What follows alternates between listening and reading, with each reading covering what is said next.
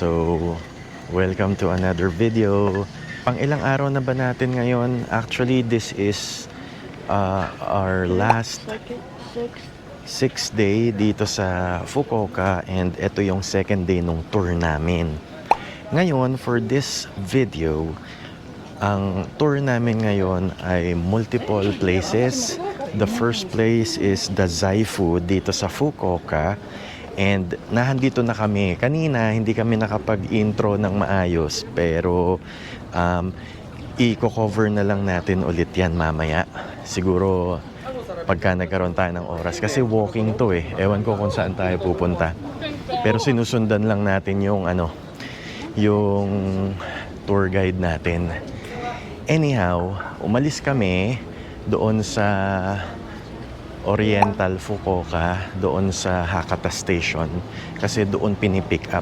Ngayon ipapakita ko sa inyo yung meeting place kung saan kami pinick up kanina, para pag kayo yung nagpunta dito sa tour na to, alam nyo kung saan mismo.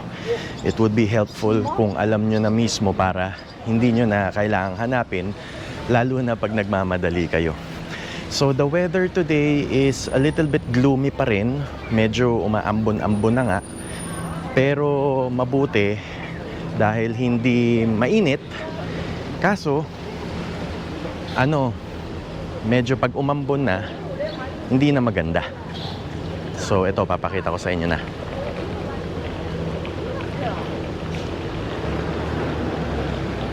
So the Zaifu, just to give you quick facts about the Zaifu. Ang the Zaifu dito sa Fukuoka is a city na sikat doon sa isang Shinto shrine, na ang tawag sa kanya is the Zaifu Tenmangu. Shinto shrine siya na dinedicate sa isang poet, sa isang scholar, and isang politician na nagngangalang Sugawara no Michizane. So, Old Town.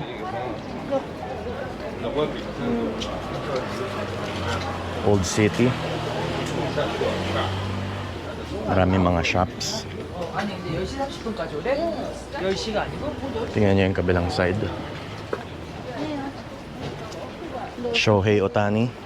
Kahit saan na nakikita nyo. Which reminds me, kailangan kong makahanap ng something Shohei Ohtani, kahit hot lang. Tingnan natin yung mga bili tayo.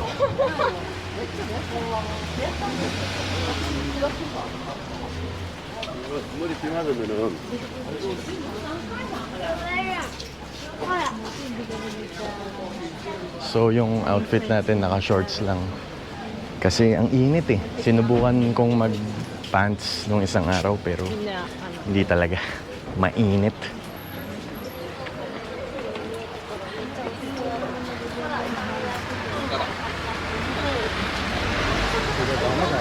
Makikita nyo yung mga kalsada, narrow lang yung streets.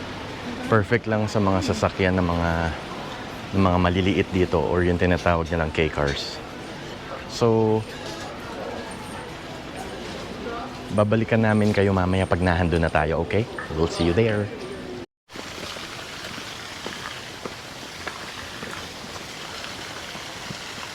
Tumatawid na tayo sa tulay.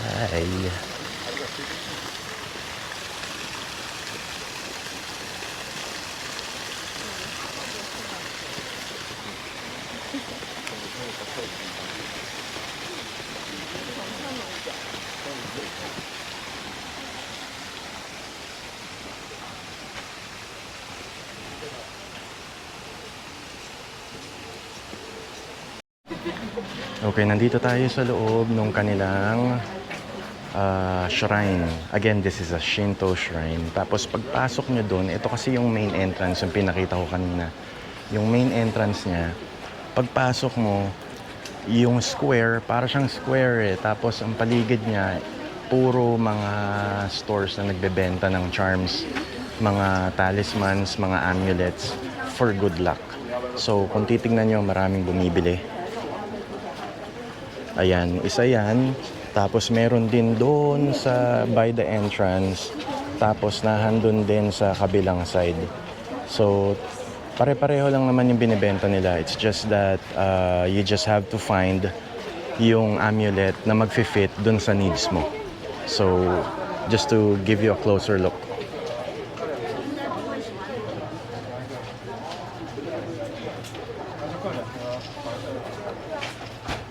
So prices range from 500 to 1,000 yen all the way to 2,000 yen depending sa charm and amulet na bibilin mo for good luck.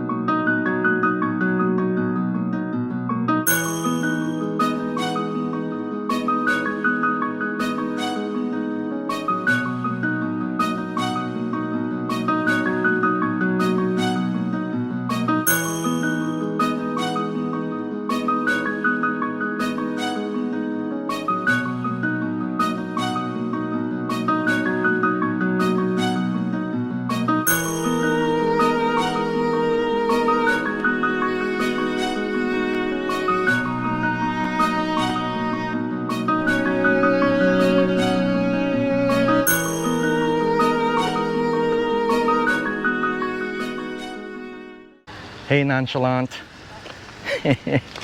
So lumabas na kami sa doon sa pinaka shrine area. Tapos may nakita ako dito sa likod. Parang bahay ng mga monks yun eh. Pero wala lang. Papakita ko sa inyo. I'll try to transfer the photo. And para makita nyo, medyo swabe yung niya eh. Anong tawag dito? Palabas na kami. The rain is getting harder. And we are given, actually when we started the tour here, this is the first destination namin, we were instructed to go around and explore the area for an hour. So we only have 20 minutes left to explore. We have a free time. Tapos, explore the stores on the side. I haven't shown you much of the stores, pero ngayon, on the way back, I will try to show it to you kung ano yung mga binebenta dito para at least pagka nahandito kayo, you can check them out if it interests you. Puro mga pagkain. Puro mga pagkain siya tapos mga ibang mga stores that sell yung mga parang anong tawag doon, Charlie?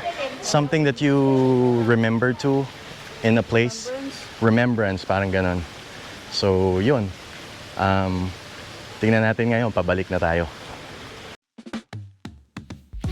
Before reaching Daizafu Tenmangu, you'll walk through Daizafu Omotesando. It is a traditional shopping street lined with food stalls, cafes, and souvenir shops.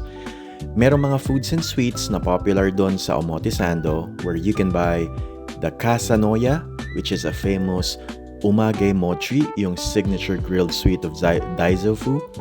Yasutake, another popular umage mochi shop with open grills. Nahandun din yung Starbucks Daizafu Tenmangu. It is very famous because of the Kengo Kuma designed architecture. Meron ding Ichiran doon na ramen store dun sa Daizafu, which is a brand of a well-known ramen chain, of course. And yung Kyushu sweet shops offering soft serve, matcha, yuzu sweets, and local snacks. Marami ring souvenirs and crafts like chopsticks, potteries, amulets, yung mga plum theme items, tapos yung mga charms, tsaka omamori style accessories na makikita dito. Okay guys, so nandito na tayo sa next destination natin is yung Yufuin. Ang Yufuin siguro biniyahin namin mga 2 hours from dun sa Dazaifu. And just to remind you guys, meron siyang ticket for entrance. Ano bang nakikita dito sa Yufuin? Yufuin is very famous for their lake. Tapos meron silang Yufuin flower farm. And then marami rin makakainan dito na food shops. Tsaka yung lake nila ang tawag is Kinrin Lake. So ngayon, ang binayad namin ay 500 yen pagka adult ka. Pag child naman is 250 if hindi ako nagkakamali. Iko-correct ko yung sarili ko mamaya kapag mali ako. But then again, ito, meron kaming 1 hour dito to spend. Tapos i-explore namin yung lugar. Tapos baka kumain kami for a quick snack. So tingnan natin what it has to offer for us in this leg of our tour.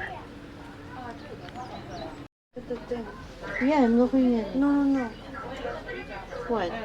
Ayun nga yun eh. Ayun, di.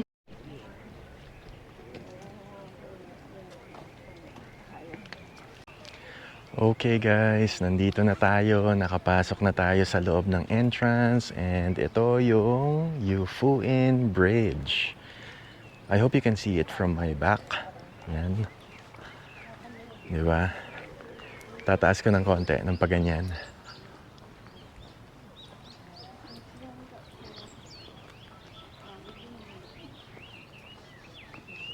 Yay! Ha?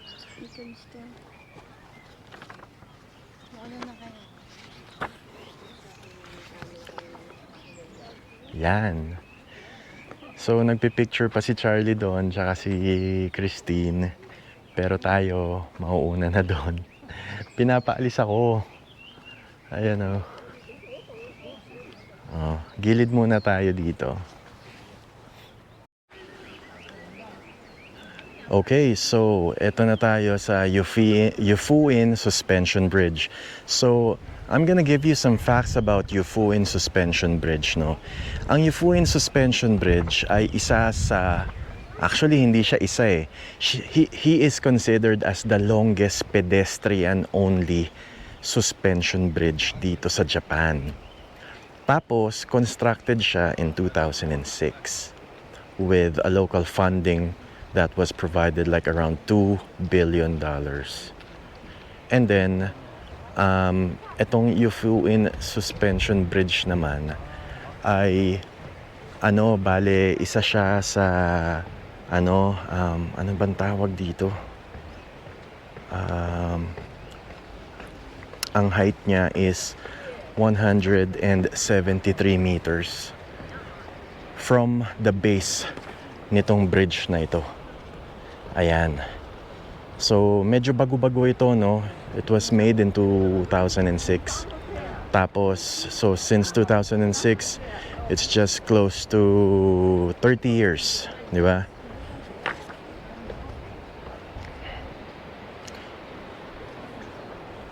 Ayan. So, pwede na natin ibaliktad para makita nyo rin ako. Ayan. So, ano lang to suspension bridge na pedestrian, hindi pwede mga kotse dito kasi tingnan nyo naman yung dadaanan. Ito lang.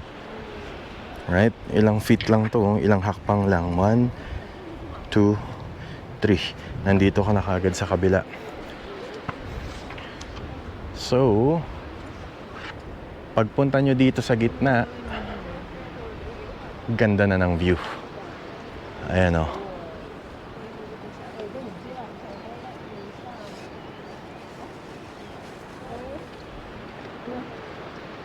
Ayan. Sana nakikita nyo. Pero I'll give you a better video.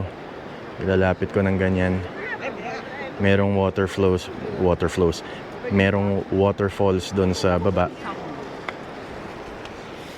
Tapos dito naman sa kabila, andun naman yung river, yung stream. Doon sa baba. Ganda, no?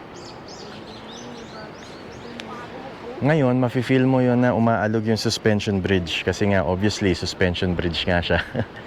Pero minimal lang. Hindi katulad nung iba na talagang umaalog. Ganda dito.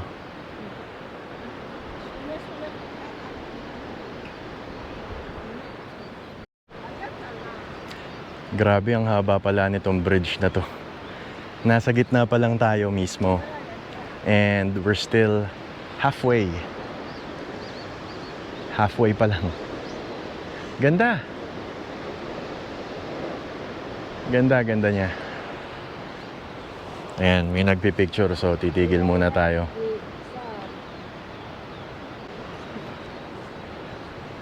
So yan, pinadaan muna tayo.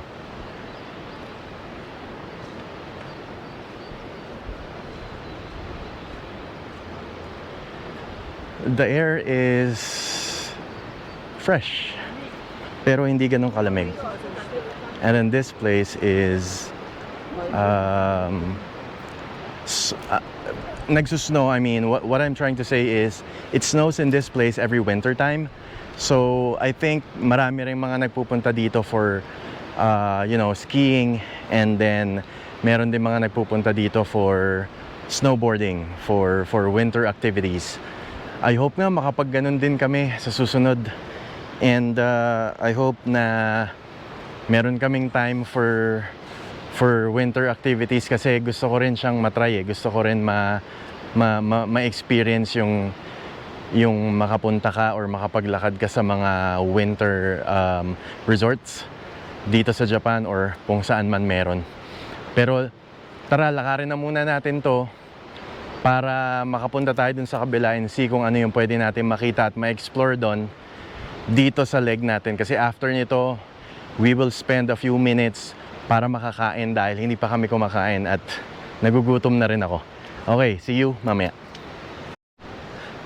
Guys, before pala natin matapos tong lakad papunta dun sa kabilang side, bibigyan ko lang kayo ng quick reminders.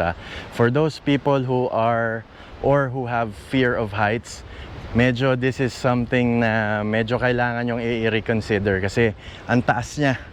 So, kailangan matapang kayo dito. Pero if you don't have any fear of heights, then it's okay. You don't need to worry about it. Meron mga ibang tao na natatakot sa matataas na places, and then if you look down, you could get to see how high you are. So, ingat-ingat lang para ma-enjoy nyo na mabuti etong experience na to. And I'm having fun actually. So ngayon, we reached the end of the suspension bridge. Exit na lang pala tong dulo. So ang gagawin namin is we will go back para makakain kami. Pero on this part, the view is so beautiful. Look at that. Ayan. Ganda. Diba? Ganda. Pakita ko sa inyo mas malapit. Ayun oh. Dalawa pala yung yung waterfalls. One is on the left and then the other one is on the right. And the water goes down and then they unite in one stream and then they go all the way to the other side. Meron akong may fans ako nakikinig sa akin.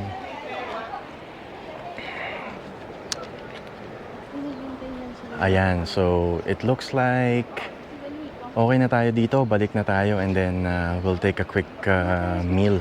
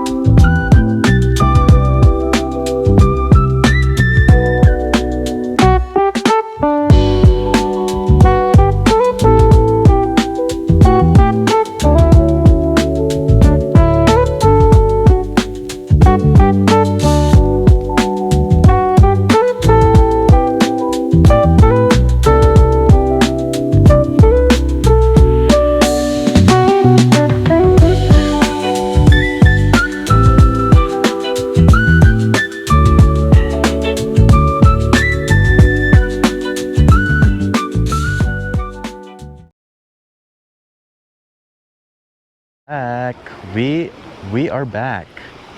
We are back. We are back. Now, nandito na tayo sa second leg ng Yufuin natin. Ngayon, kanina, sabi ko sa inyo kanina, mag-aano sana tayo, magla-lunch tayo dapat, diba? Kaso, hindi namin alam na kailangan na pala namin bumalik sa bus. Ang akala namin, we still have like more than 20 minutes para makakuha ng makakain. Pero, ang balik pala dapat namin is 1:15 dapat. So nandito na kami. Yung biyahe namin was how long? Mga 30 minutes? Going against the grain. Ganun, mga 30 minutes. So nandito tayo sa next, yung Yufuin area. Tingnan natin. Papakita ko sa inyo Onsen. Linis ng tubig, ano? Pwede akong tumalon dyan. Di ako magdadalawang isip na hindi malinis yung kakainan. Oo, dun sa loob. Pasok sa loob. Nagugutom na kami. Oo. Kanya-kanya na yan. We have to just go back. So, since nagugutom kami, pasok muna kami dito sa side na to. Tingnan natin kung may makakainan. Pero, I feel, ayun yung kabayo. Oo. I feel wala namang makakainan dito, pero may mga shops dito na Bili tayo ng pasenda ng kabayo. pwede nating tignan. So dito may mga mga novelty stores, yung mga mga pwede nyo mabili, ayan. Tapos ito, horse placenta. Sabi nila sa horse placenta daw nakakapagpakinis daw.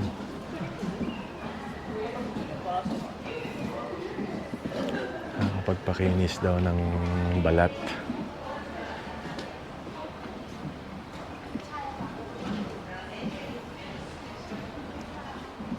Ito, tindahan ng shoes.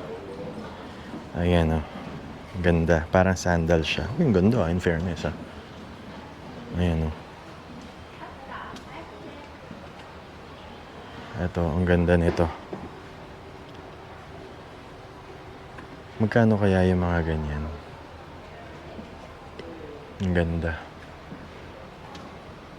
Meron din mga designs doon sa loob, oh. Pero pasok tayo dito. Tignan natin kung anong meron.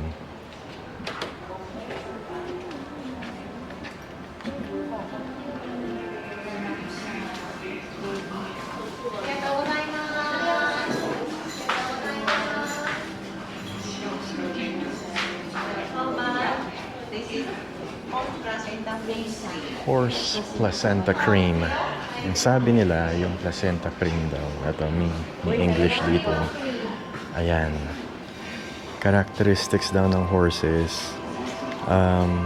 Meron silang same body temperature as humans and do not have skin diseases. Ayan. That's how well horses fit into the human body and have abundant nutrients.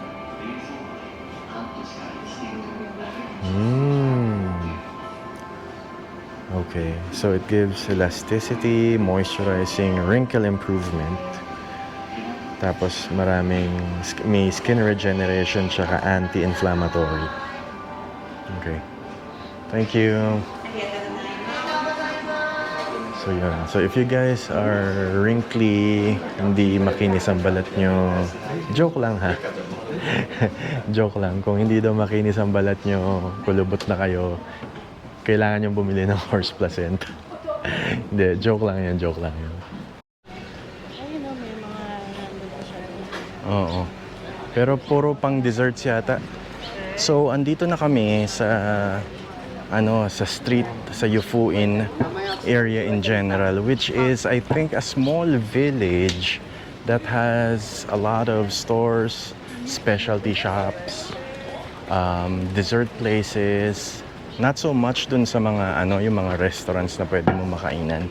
Hindi siya ganun eh. Mostly pang pang desserts tsaka mga quick snacks as far as I can see. Kasi we've been walking for like 20 minutes now and all I can see are quick snacks. Like yung mga yung mga grab and go, but siguro mga 2 to 3 restaurants lang yung nakita ko na nagsaserve ng pagkain that you can sit down and eat and order. Tapos, most of them are puro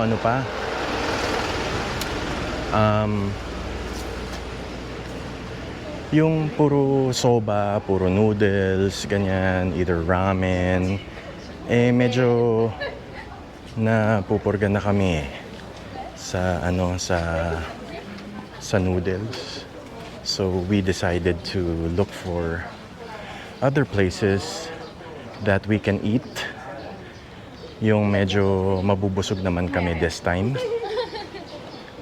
Pero pag wala, we'll probably settle for something that yung mga quick snacks lang muna. Medyo mainit ngayon. Medyo mainit. Kaya medyo maalinsangan. Sabi nila, mamaya uulan. Pero sana hindi na tumuloy. Okay lang na maging ganyan, na mainit. Pero wag na sana umulan. Sawa na kami sa ulan. Ayan.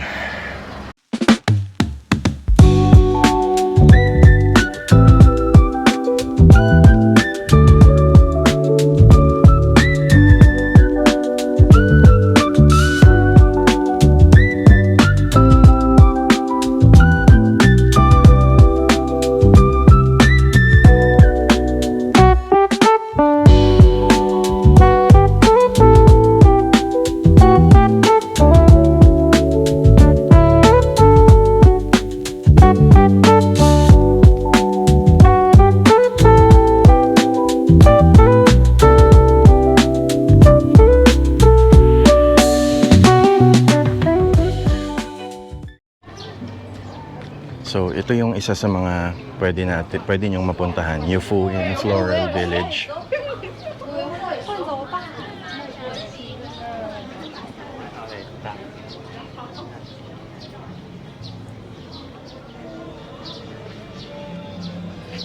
Para siyang ang setting ay small village with shops.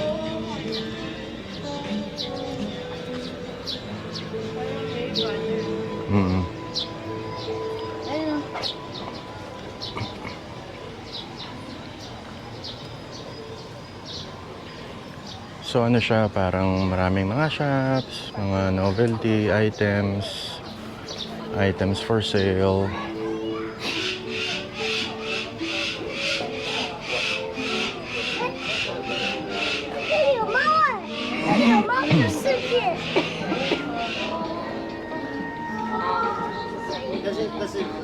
Yan siya.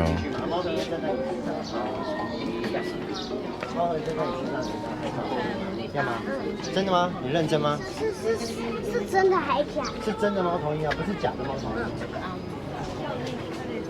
真的在我。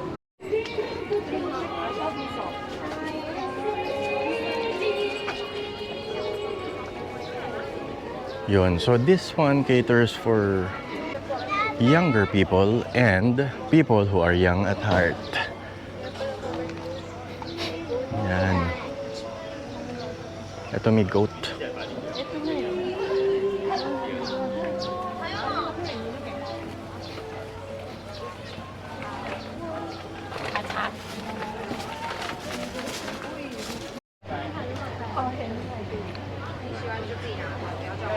Medyo lumabas tayo dito sa dun sa Floral Village to check this one out and see kung anong meron dito sa side na to.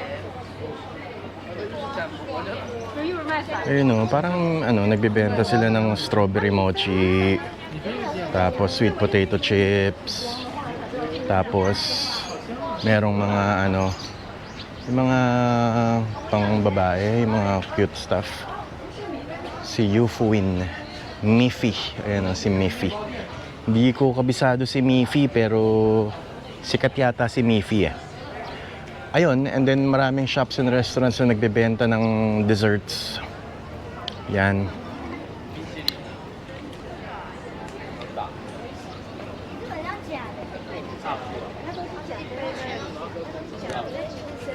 Si Spider-Man doon nakatambay, tsaka si Astro Boy sa taas.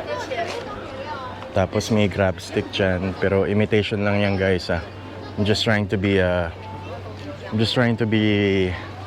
mindful. Hindi naman siya totoong crab meat. So for those people who wanna try, it's up to you to try, but it's really not a crab stick per se,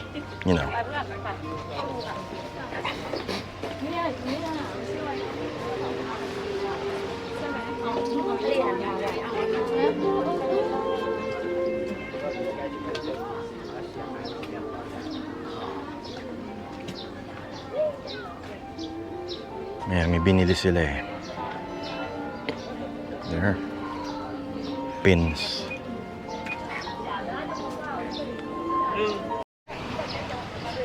So, pabalik na kami sa bus kasi ang ano namin, ang meeting time dun sa bus is 4:10 and the time is 3:55. So, generally itong Yufuin na to, binaba kami dito para makapag-meals, makakain, ma-explore yung mga tindahan on what it's got. Ito, ganda. Parang vintage look ko. But generally, ang daming sasakyan. Generally, ano siya, kung mahilig ka dun sa mga nagtutour, di ba? So, it is a place for people to take a break. Kaya binigyan kami ng 2 hours eh. Kasi, para makakain ka, di ba? Tapos, ample time for you to explore the place. Maraming attractions, maraming tindahan, novelty shops and all that. But generally, for me, ano siya, stopping place siya for tourists na pwedeng kumain and relax ng konti kasi ang haba ng biyahe ng bus eh. So, para makapag-stretching ka, makapag-relax ka before you go back to the bus and then go to your final place. Meron pa tayong isang pupuntahan ngayon and that's the last one na ipapakita natin sa inyo mamaya. So yung last destination natin is yung onsen. O nga pala, so kumain kami kanina, hindi na namin na-videohan pero si Charlie tsaka si Christine ang kinain nila Wagyu beef bowl eh. Hindi ko masyadong type. So hindi ako kumain doon, hinintay ko lang sila matapos and then sinamahan nila ako na kumain ng unagi. Hindi ko na rin siya na-videohan kasi because of time constraints, we have to hurry up and I have to hurry up eating. Hindi ko masyadong na-enjoy yung kinain ko dahil nagmamadali ako. Pero overall masarap siya. I'll try to put the picture. Pero yung picture na yan, nakain ko na. Nabawasan ko na yan ng konti but yun yung itsura. Those are the things kasi na wala kung nasaan kami, 'di ba? Sa States wala nang ganyan eh. So meron pero iba yung quality ng ng unagi dito or yung eel. Kaya yun talagang hinahanap ko dito, makain namin yung mga ganyang sushi, yung mga fresh na isda, 'di ba? Which is ibang-iba at saka malaki yung difference ng lasa niya in terms of serving tsaka yung quality ng isda.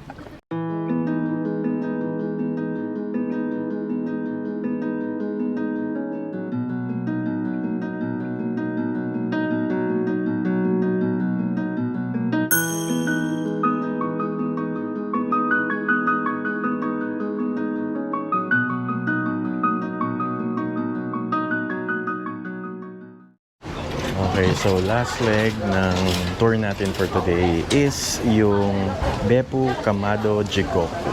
Ito yung ticket, pinigyan kami ng ticket to. So ito ay hot spring, tapos siya, yung geothermal properties na area. Famous siya dito because of maraming mga crocodiles din daw dito na bred in captivity because of the geothermal heat na binibigay nito. So, bibigyan ko kayo ng konting facts tungkol dito. Ang ibig sabihin pala ng Oniyama means Demon Mountain. Tapos yung Jigoku means hill. So, pinagsama nila yung Demon Mountain Hill to name this place. Tapos siya, hot spring talaga siya or shall we say onsen. Tsaka ano eh, because of the geothermal activity nga ano. And then, ano siya, pinaka main attraction niya talaga is yung crocodiles. Pero alam ko wala dito sa tour na to, nandun sa kabila, yung mga crocodile park. Pero ito, pupuntahan natin yung mga onsen. So, check natin kung ano yung meron. Alam ko meron dito yung pwede kang sumawsaw yung paa mo dun sa mainit na tubig for therapy. So, check natin. Ayan. Hindi ko alam kung ano yung in-explain nila kanina kasi medyo nahuli kami dun sa tour guide. Pero ito yan yung ano, yung hot water.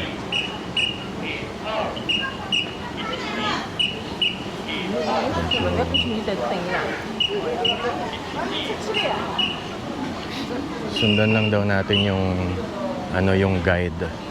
Kasi ano daw 30 minutes lang daw kami dito. Tapos tapos yun na. Tapos na yung ano yung tour. So we're going back to Hakata after this. So talagang parang minamanage nila ng mabuti. So dito nang gagaling yun, no?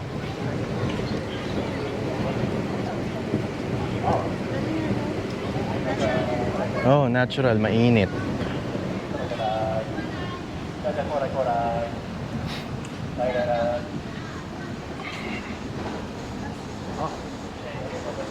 Ayan, doon na tayo sa next attraction.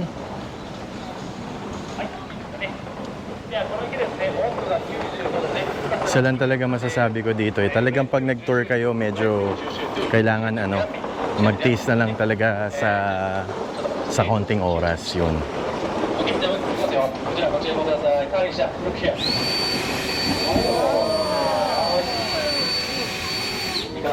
Nakita niyo yun? Galing oh.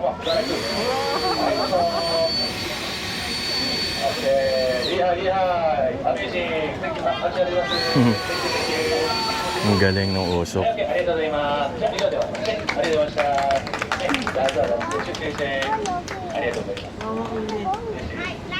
So, yung usok na iniimit nitong mga to is ano, safe naman. So, you don't need to worry about it. So, we're going to the next one.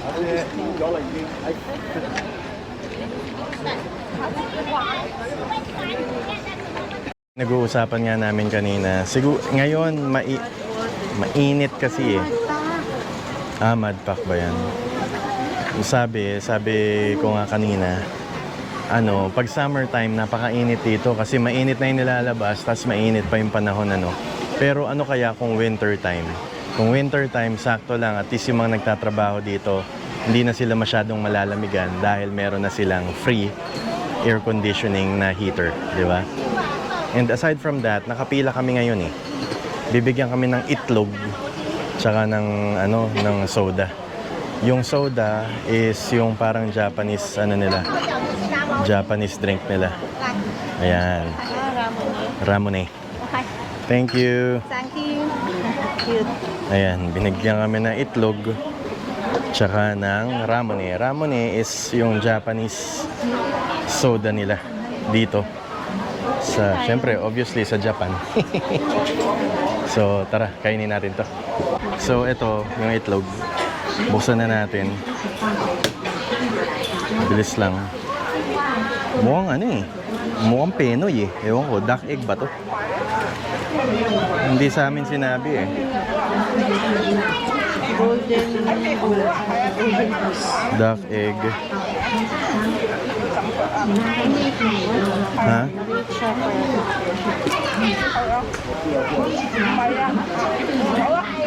First egg white with salt. Then eat egg yolk with soy sauce. Okay. So sabi sa directions, yung egg white daw, yung puti, kainin daw with salt.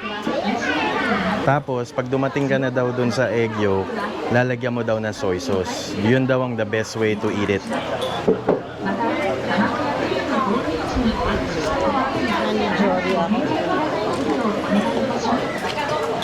Yan. Let's try. Perfect bite.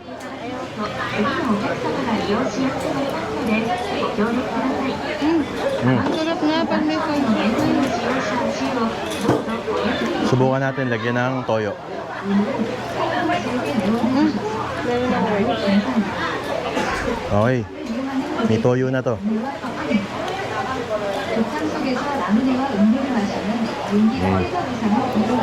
Tama nga sila. Sumasarap pag may toyo.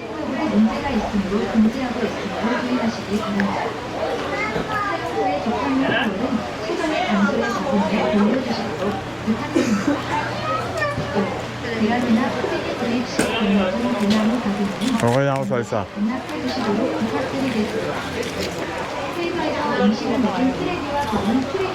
So, para lang talaga siyang boiled egg. Ibang klase nga lang yung itlog. Hindi ko alam kung anong klase ng itlog to eh. Mukhang itlog ng ano eh. Duck egg sa itsura. I just feel na parang ganun.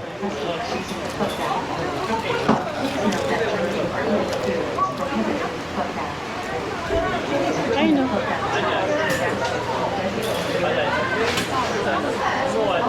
Feeling ko, parang ano, in-steam siya sa onsen. Kaya naging ganun yung itsura ng egg niya. Oo. So, inumin na natin yung ano, ramen eh. Ah, may inumin ramen eh? Iuwi na lang natin.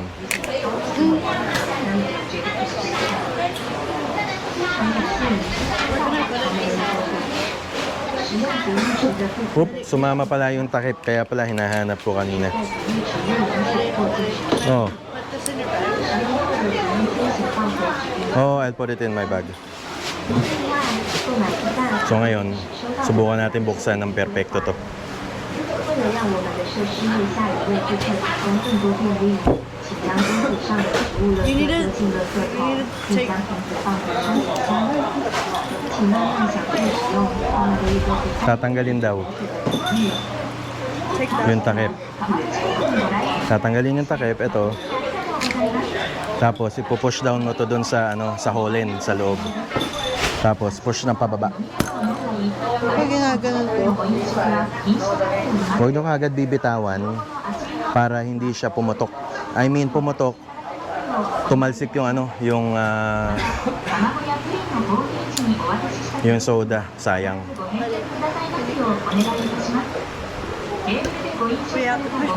Kukunin ko siya mamaya. So, cheers tayo sa ramen eh. uy, inaalog. Can you get it?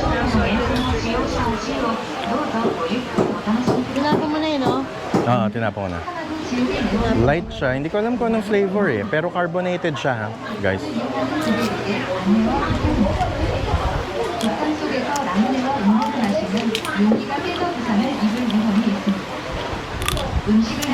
Perfect sa mainit na panahon. Okay, yung last attraction, which is hindi ko na itatry ha, papakita ko na lang din sa inyo. Actually, yung lugar kasi maliit lang. So, pwede kayong mag foot bath dito. Ayan, katulad ng ginagawa ng mga iba. It is believed na pagka nag-foot bath ka, merong mga medicinal benefits pagka mainit because of the minerals found in the water. Ayan. Ayan, kita mo si Tito, enjoy na enjoy yun. Tinataas pa niya yung paa niya. Ayan. So, ayun. Pwede nyong itry ito. Hindi ko na kasi sinubukan kasi unang-una nakasapatos ako. Tapos, medyo ayokong mapasma. So, ayoko nang itry. Although, this is good. Kung naka-sandals lang ako, okay sana. Okay sana to. Ayan. Pala guys, eto pala guys, so pwede kayong uminom dyan, 1 cup for 10 yen, pero hot water yan safe to drink.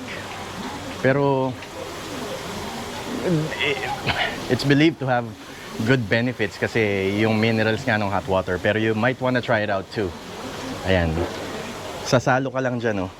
80 degrees daw yung init ng tubig. Yan. For 1 cup, you have to pay 10 yen. So before we go, busin ko na yung ramen ko para makasakay na tayo ng bus.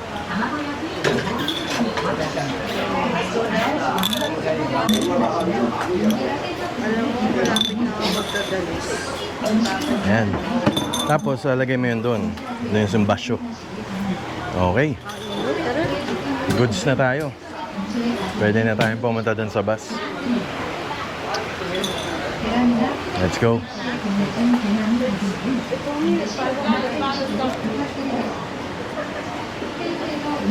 Yung tour guide namin andun pa, nag-e-enjoy pa dun sa footbath. So siguro okay lang naman tayo na tumambay-tambay muna dito para okay. Thank you. So yun.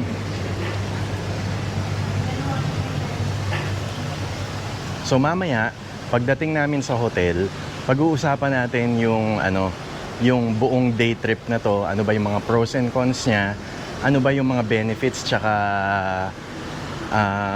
ano ba yung mga benefits nito pagka nagtutour kayo, and then kung ano yung personal review ko dito sa itinerary na ginawa natin. I mean yung itinerary nitong day trip na to, at worth it ba talaga lahat yung pinuntahan natin. So let's see you mamaya sa hotel for our closing review ng ating day trip ngayon for today's video.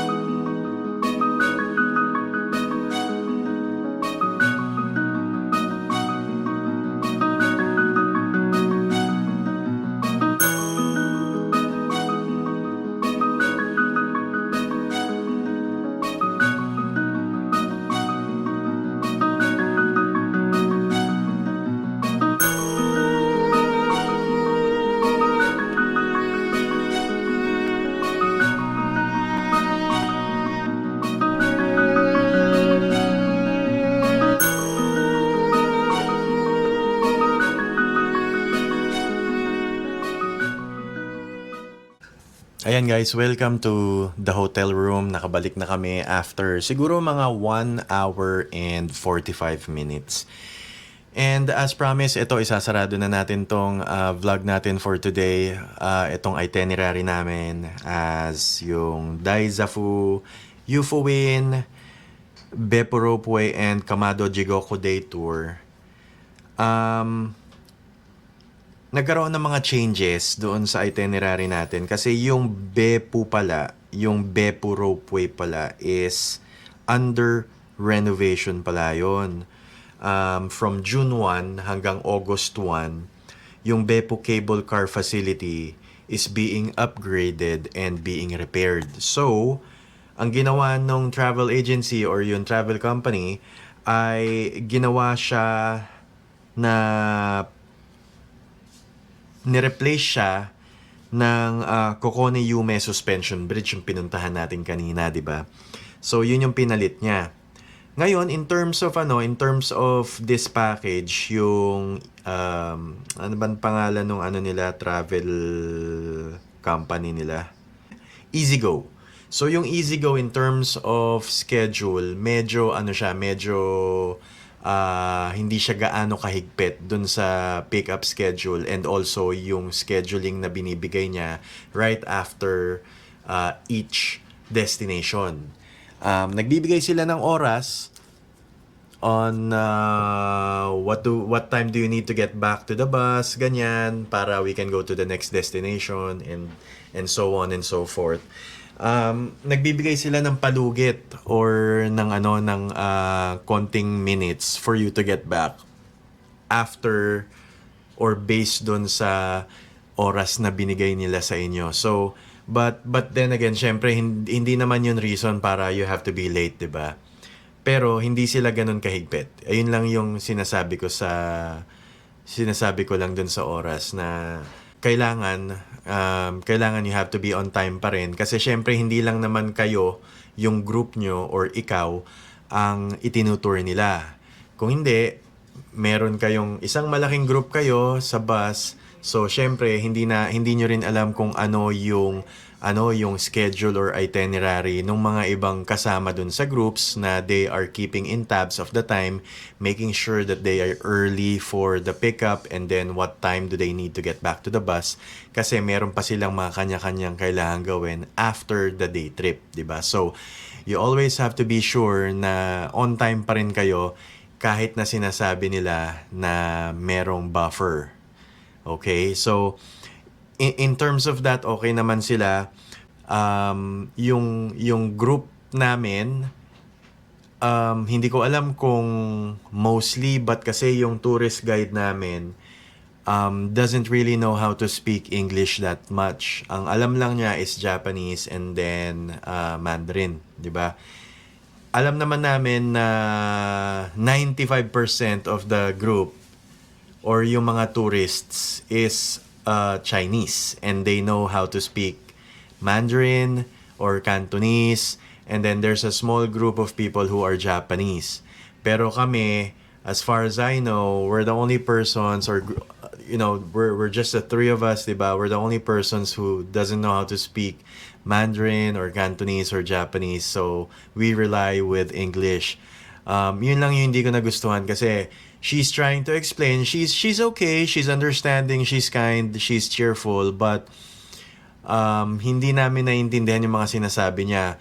Habang umaandar kami sa bus, she's trying to explain a lot of things to us, pero syempre kami hindi namin maintindihan, so hindi rin namin ma-appreciate yung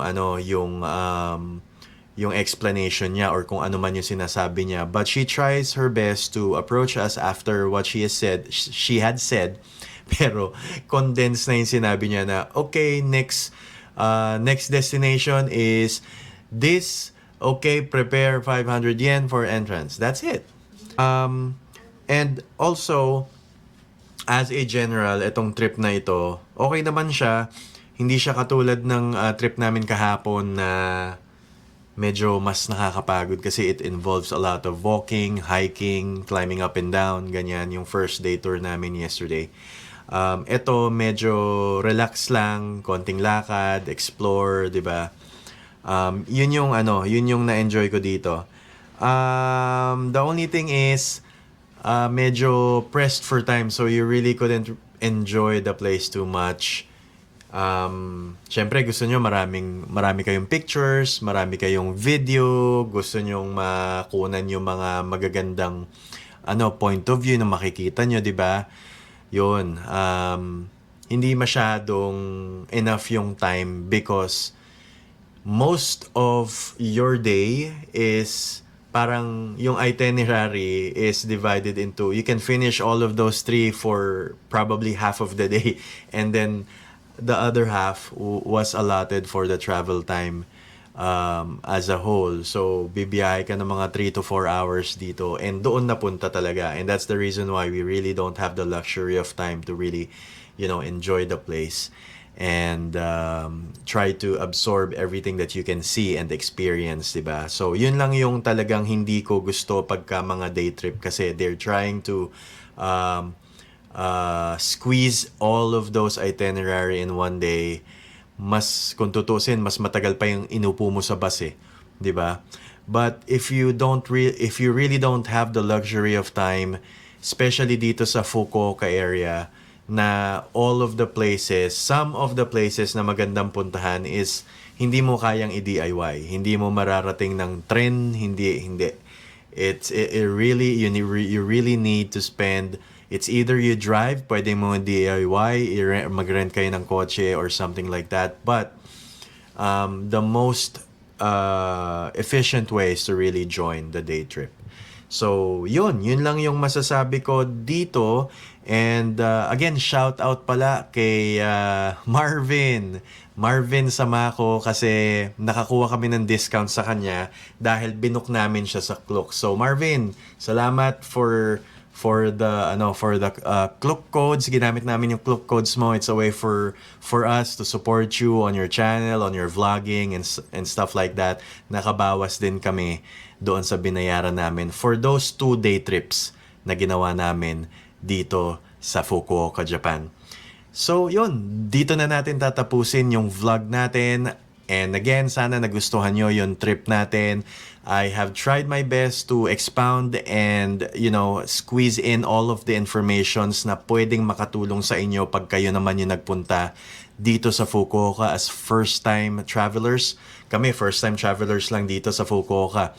And what I can say is we really enjoyed the trip. Yun nga lang, medyo paguran, tapos medyo may konting challenge because of the bad weather. Sabi nga nung tourist guide namin, 1 month na ganito yung weather dito sa Japan, na talagang uulan before bumuhos yung talagang pinaka-summer time nila. Pero, yun talaga, natapat ng hindi maganda yung schedule natin, so we have to make the most out of it. And again, sana nagustuhan niyo yung video natin for today. Kung hindi pa kayo nakakapag-subscribe sa channel natin, please do subscribe to our channel para konting suporta lang dyan. And also, please like the video if meron kayong mga katanungan or information na gusto nyong malaman. Please go ahead and comment down below para we can try to answer all of those questions as long as alam ko yung sagot. Kung gusto nyong makapanood pa ng more travel videos tungkol sa Japan, mag-subscribe lang kayo. And maraming salamat sa panonood. We will see you on the next video. After this, kinabukasan, magta-travel na kami ng Tokyo and we'll be spending a few days there before we head out to our next destination. Thank you for watching. We will see you on the next video. Bye-bye. Ingat kayo parate. Bye.